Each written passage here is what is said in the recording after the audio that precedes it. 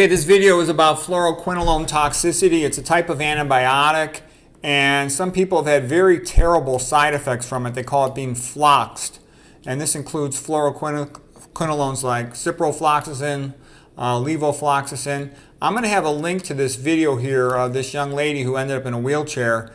They took it, she didn't even know why she was taking it. And this is Dr. Joseph. He's a real smart psychiatrist who's also works on helping people with drug toxicities, especially from psychiatric medicines and weaning off of psychiatric medicines. But he's real smart. He was a researcher, so he understands the mechanisms, the neuropathophysiology, if you will. And a lot of other people have had terrible side effects from fluoroquinolones. I took one time, and I remember my whole brain felt like it was buzzing, and I injured my shoulder. They predispose you to tendon tears because they inhibit, I think, like hydroxyprolase for making the collagen, hydroxyprolines. But anyways, I'm going to put a link to this video. You'll see this young lady's story. And I can tell you, I've had patients calling me about the terrible side effects their family members, like their children, their daughters have had from these things. Because women often get on them for urinary tract infections, okay?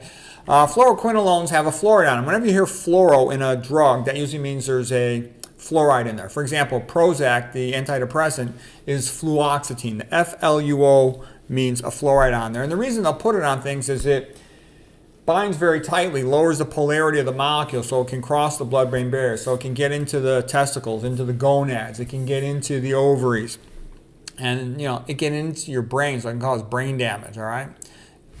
And it's also a mitochondrial inhibitor. It damages your mitochondria. You really don't want that.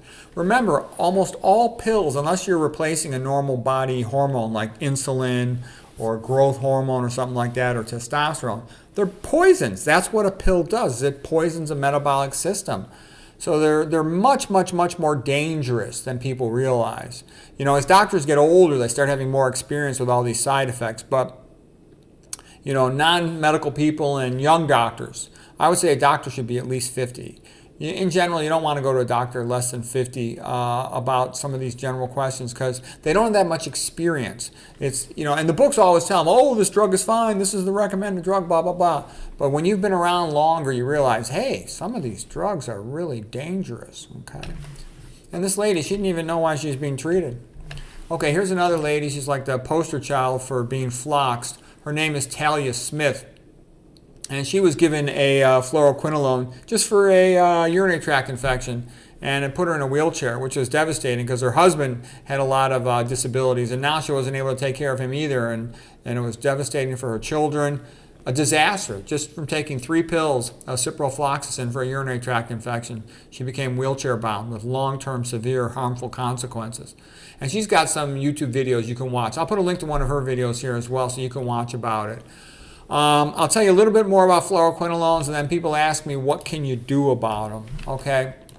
So first of all, like I said, it crosses the blood-brain barrier. Fluoride is on almost all neuropsychopharmaceutical drugs for that reason as well.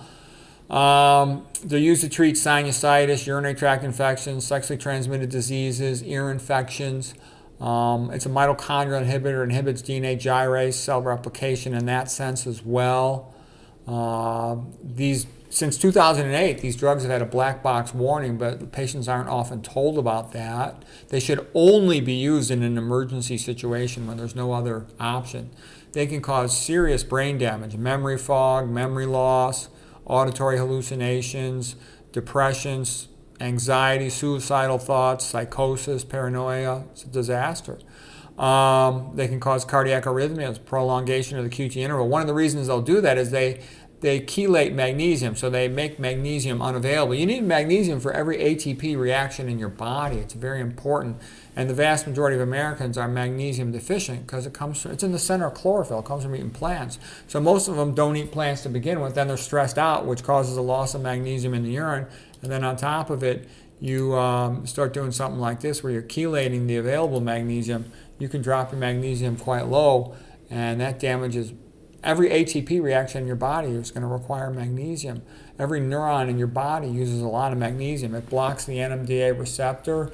It's also used for your sodium potassium ATP pumps on the plasma membranes of your brain cells. That's like half of the energy from your brain cells goes to that purpose. If you're magnesium deficient, you're screwing up all your plasma membrane ionic gradients. It's used to make proline hydroxylase and collagen. So fluoroquinones will weaken your tendons, increase your risk of tendons tear, Achilles tendonitis, all that stuff, rotator cuff tears. And there's a few other things it'll too, but that's enough. It's put a lot of people in a wheelchair, and I can tell you, I got people calling and asking me, and I don't know exactly what you could do other than, of course, don't go back on it, maintain your magnesium, optimize good blood flow, low-fat vegan diet, optimize your immune system, low-fat vegan diet, only eat organic, and avoid all the bad stuff. Get your sleep, manage your stress, be religious, no caffeine, no coffee, no tea, no soda pop with caffeine in it.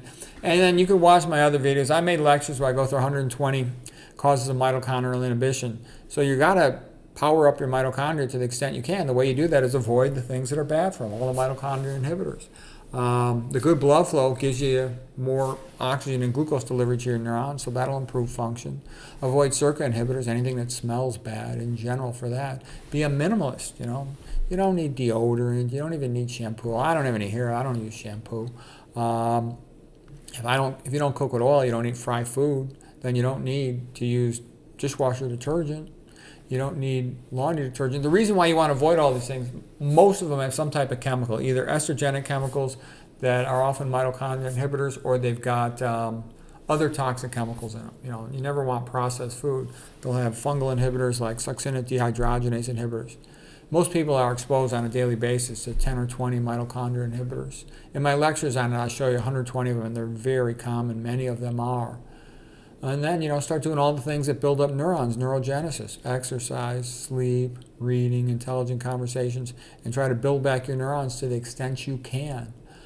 Check out what Dr. Joseph has to say. He's a pretty smart guy. I'll have the links in the description below. I hope you find this helpful.